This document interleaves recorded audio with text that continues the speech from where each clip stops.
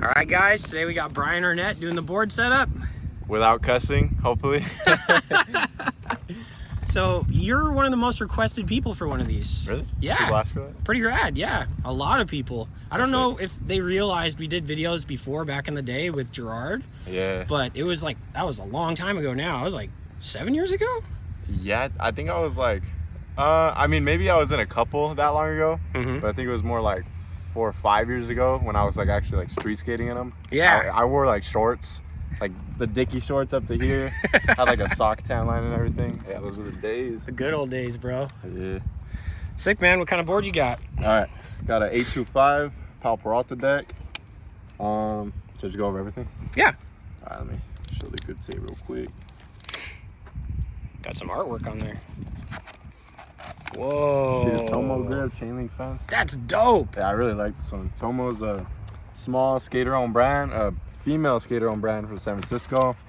They've been backing me since like 2017, early 2018. Oh, damn. Only grip I skate now.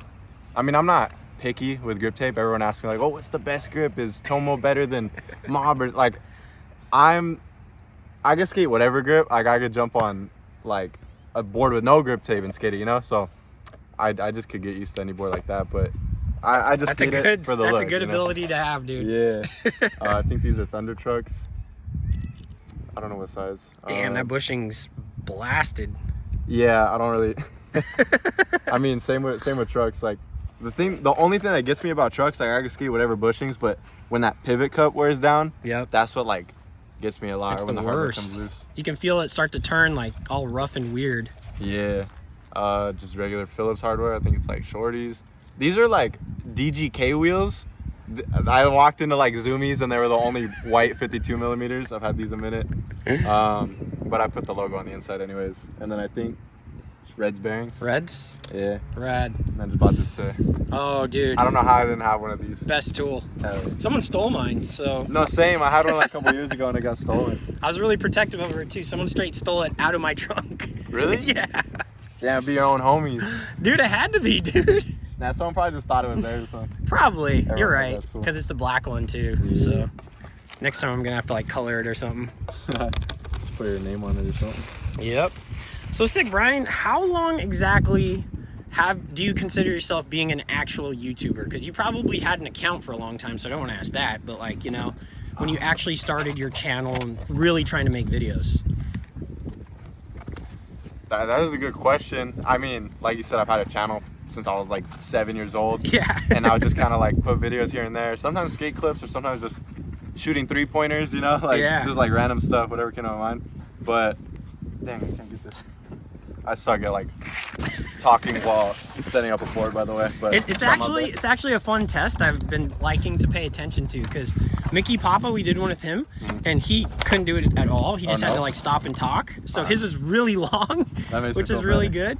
But then, dude, Nick Tucker, it was unbelievable. Like he a couple minutes or what? Dude, he just blew through everything. Like I was so impressed. I was like, dude, you didn't stutter once, and you set up your board in record time.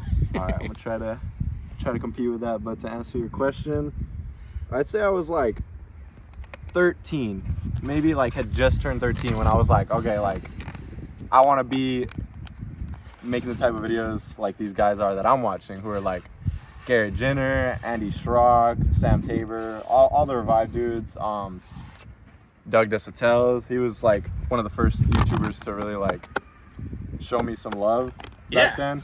I was like in my early teens, and he like would come to my local skate park and just talk to me through Instagram. Shout out Doug, dude. Yeah, shout out Doug. He's a real one. I miss that dude. Yeah. Funny story. I'm gonna wait on this because I can't really talk over that. Cool. But some dude was like stealing my clips when I was like 14 and sending them in group chats on Instagram to like a bunch of pro skaters, and they had Doug in the group chat, and Doug recognized my footage and he called the dude out in the group chat and like told me, hey, watch out for this guy.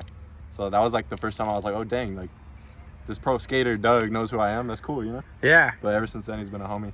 But yeah, I'd say about 13 I started making like skate vlogs and like games of skate, challenges, all that type of stuff. That's crazy. How did I not know that? Because back in the videos we did before, I could have like tagged you and helped blow you up. Like somehow I just didn't know. Yeah, I mean, I would ask you a couple questions. I remember asking you about I remember this one question I asked you because it's something that I still do today. Like, if I'm talking just to the camera by myself, like when you're holding the camera, it's natural. I can talk. Yeah. But if it's just me alone in my room with a camera, I just stutter. Like, I have to like keep doing like multiple takes, you know? It's so challenging. And I remember asking you, because I was all like, I thought like that meant I was a bad YouTuber. I remember asking you, I was like, do you ever like have to say something twice? And you're like, nah, it's usually natural. And I'm like, damn. Dude, but I've been doing this forever. Yeah. You know what I mean? So my method now is I'll pretty much plan out what I'm gonna say like a good amount of time in advance, sometimes weeks, and just start going over in my head slowly. Yeah. So then when it's time to talk, it just comes right out, you know? But it took a while to get to that point, you know? Because I started filming skateboarding just to film skateboarding. I never wanted to be a YouTuber. It just kind of happened. Yeah. So the whole getting in front of the camera thing was super awkward and strange for me, you know? Yeah, another reason you probably didn't know that I made videos was because I only filmed them by myself. Like I didn't go out with friends and film videos because I wasn't embarrassed, but I just kind of felt like people would just look at me like what's he doing, you know? Like they wouldn't try to like get involved in the video. So I was like, might as well just do them by myself. Yeah. So I just really just like took a tripod everywhere and just filmed my own stuff. That's badass, dude. Yeah. It's so crazy how accepted YouTube is now, right? Yeah, like you could walk anywhere down the street talking to a camera and nobody's really gonna like bat an eye, you know? Trip out. Or dude, I'm super happy it's way more accepted in skateboarding now, bro. Yeah. You know what I mean? Because even when we were doing videos, it was still kind of like frowned upon. You know, and I remember when I first started doing them, dude, it was so bad, bro. I got so much flack from everyone, and it was just, it was not a fun time, you know? I feel like it's more accepted now because a lot of people see like the money side of it, like how much potential there is for like to make a living. But like when I was a kid, I didn't even know I could make money off of it. I was just like, this is cool. Like these guys are just filming them go jump over, you know, like Gatorade or the LA River or something, and I'm like, that's like crazy. They're just out with their friends like having fun. Like I assumed they were making money, but I didn't think I could do it. Yeah. Like I was like, oh, they're probably like making money, but I remember like turning on ads for the first time and I was like, dang, 38 cents. And I made that off videos, you know? Like, so it was, I never like did it for the money, but when it got to that point where I was like, I didn't need like a regular job, I was like, this is pretty rad. Yeah.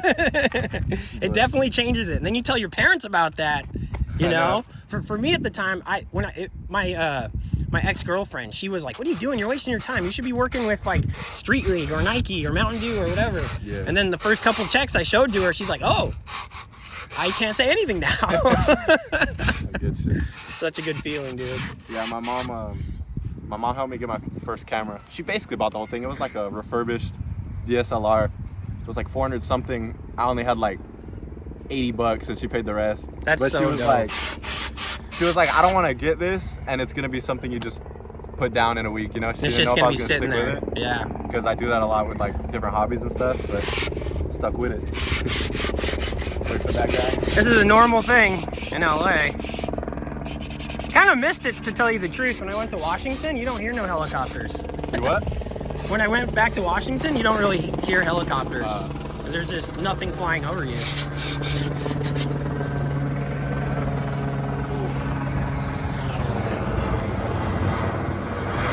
All right, he's almost gone.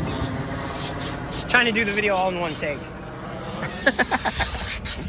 So yeah, Bryan, who are you like considered sponsored by? Who do you consider yourself sponsored by?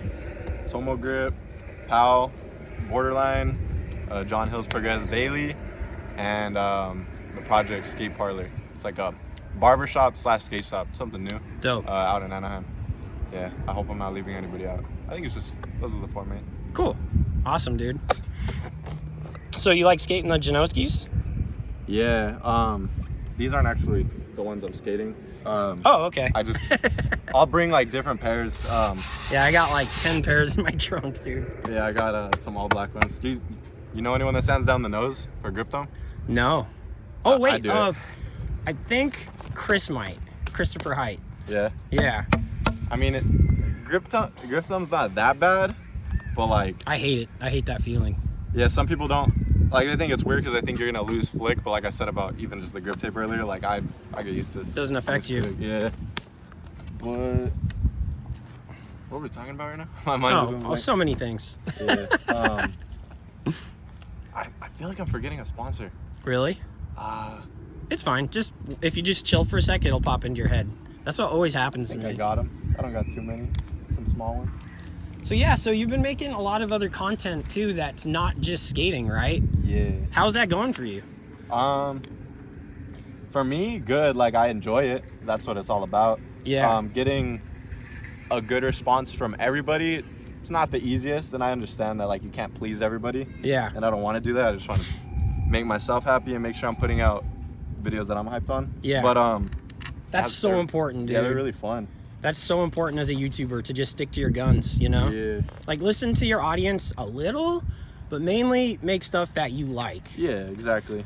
Because, yeah, like, say I could go make piano videos or something if I was good at piano, you know, like, but if it's not something I'm that passionate about, like, yeah, like, I can make them for that certain audience, but do I want to be doing that all the time? So I really try to, like, mix it up, because that's what it comes down to. I don't want to be stuck to one thing. Yeah. I've always been like that. Like, I want to be able to, if I wake up and want to go street skate, which isn't that often, like, I'll go do it. If I want to go mess with people, film a prank or something like that, like, yeah, I got the platform to do it. Have, like, some leeway to do different stuff. Yeah, exactly. Instead of just, because it was really getting to a point where I felt like, oh, I have to go skate tomorrow. I have to, you know, like, yeah. Skateboarding's never felt like a job up until that. And then I found myself wanting to skate less, and I'm like, what's up with me, you know, like, and then when I finally realized, like, oh, it's because I feel forced to go skate and do different tricks because I just did these 3 tricks last video, so now I have to mix it up, you know? Yep. So then when I started doing other content, I was like, this is cool, this is refreshing, you know? Yeah, I've felt that plenty of times throughout all these years, you know, doing YouTube since the beginning. Like, I've taken long breaks, you know, and yeah. I'm just off of, like, a pretty long one. Like, for 2020, for 2021, I think I only uploaded like 10 to 15 videos. Yeah. Where it's like, you should do at least 1 a week. So that's 52. So that's a big break. And now I'm doing 3 a week. So I'm just like, and I'm really motivated to do it. Yeah. It feels good, you know, to kind of slow down, take those breaks, and then get right back to it when you're ready. Yeah, a lot of my videos are, they'll take like a week to make. Not always like a week of everyday straight filming, but, like, you know, the planning, the getting the right people to make sure, like figuring out people's schedule to film and stuff. Yep. And then it's a process. Yeah, and then editing. Especially if you want to make a good video. Yeah, exactly. You know what I mean? I take each video like a project, and that's why a lot of people tell me, like, oh, why don't you post every day? And I'm like, I've seen people that have posted every single day, and, like, hats off to them. Like, that's I could never, even if I was just posting just like quick little videos, like, say I was doing Q&As every day or something, you know, like those quick type videos, or like a setup or something. I think I'd go crazy. Like, I mean, I do like staying productive, but staying that consistent with it is like, it's a lot. It burns you out fast. Yeah. Dude. I've done it a couple times, and, you know, it's cool for a minute, and then you're like, all right, I'm running out of ideas really fast. And it's not just that, like, the editing, just all the time. It's basically all you're doing is working. You know, it gets really intense. The past year or so, like, I've really, like, found, like, my perfect balance. Days off are important. Very. Chilling with friends and family, and then just like brainstorming days. Like, I consider that productive. If I'm being at home lazy, I gotta at least, like, plan some stuff, you know? For sure. Can't just be watching cartoons all day. Well, what kind of cartoons do you like? Family Guy, for sure. Yeah? Yeah, that's my type of humor. No anime? Not really. Like, honestly, I've never even really gave it a shot. No way! Yeah, surprised. I'll, like, make fun of people that want, like, I'll mess with, like, my cousin or someone who watches it. Yeah, like, I'll just poke fun, but, like, I feel like it's sick if I gave it a try, you know, but I just haven't made my way. Maybe. Yeah. I feel like it's, like, one of those things, if I did start watching it, I'd get hooked, you know? Like, dude, there's some that are really good that would suck you right in, bro. Yeah, then you're in the void, because they make hundreds of episodes. I hate getting invested in stuff like that. I didn't even want to watch Squid Game when it came out. Yeah. I was like, no, I'm not watching it. I'm not watching it. Like, I still haven't watched it. Nah. I don't like the torture type stuff. So that's, like, kind of like, you know, like the Saw movies. Yeah. Something just clicked. Like, after I saw, like, the 3rd one, I was like, I don't like this anymore. Damn. And since then, I just don't really watch stuff that has that kind of stuff in it, you know? Yeah. It does something weird to my brain. It's strange. I like just heard all the hype about Squid Game, and then I was like, I mean, a lot of things I don't like to jump on just because it's popular, but then I got to a point where there were so many memes and stuff. I'm like, I want to understand them, you know, like. So I was like, all right, I'll watch episode 1. I'm pretty sure I'll get hooked, and yeah, I finished it in like a couple days. Rad. But I liked it. Cool. Do you still hang out with Gerard, or have you seen him lately? I seen him at Raising Cane's. Like, oh yeah, he loves that place. Dude. Yeah, I seen him there like a couple months ago. Shout out to G-Rad. Yeah, man, I miss that dude. Yeah, we were just catching up for a couple minutes, but cool. Yeah, he used to just bring me, like, I'd give him like a couple dollars gas and he'd bring me on all the sessions with you guys. Yep. It's really like as like a young skater, like it really like means a lot when the older homies are like showing love and like bringing you out to like LA. Because I remember back then when I used to think of LA, I was like, oh, I gotta go get warmed up at my local before they pick me up at 8 a.m. and I gotta be like on top of my stuff, you know, like have all my tricks. And the good old days. Now I just come here and I'm like, it's LA, just a bunch of traffic and it smells like a bunch of nasty stuff. Crazy stuff, yeah. You gotta watch out for the smelly spots. Yeah. That long break you said you took, that was when you went to Washington? Well, just, it was a lot of that.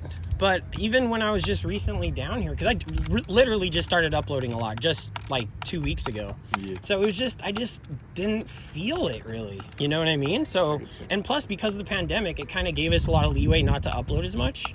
So I was definitely pretty hyped on that. And then I uploaded one video and it did really bad by my standards. And I was like, okay, I got to really get back into this and figure everything out, you know? Like I've been posting a lot in the community tab, doing stories.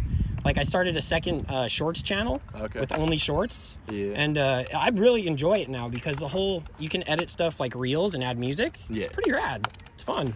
It's like, can I expose something to your audience real quick? Sure.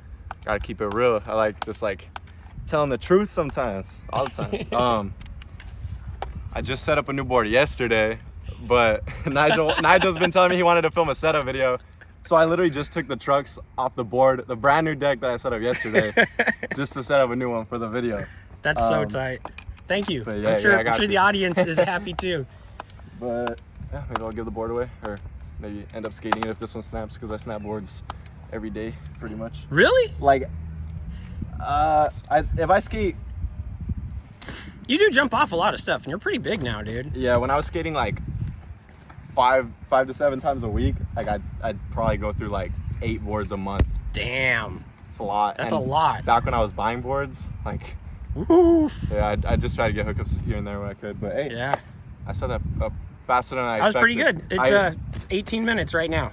So that's good for me. Good job, bro. I usually like lag to set up boards, so I'm hyped. Yeah. I was like trying to For sure, if you don't subscribe to Bryan, subscribe. The link to the description is, or the link to his channel is in the description below. And if you don't subscribe to me, subscribe to me too. Yeah, and click it right now. Yeah, and his other socials will be in there also. So thanks, Bryan. Yeah. Yeah.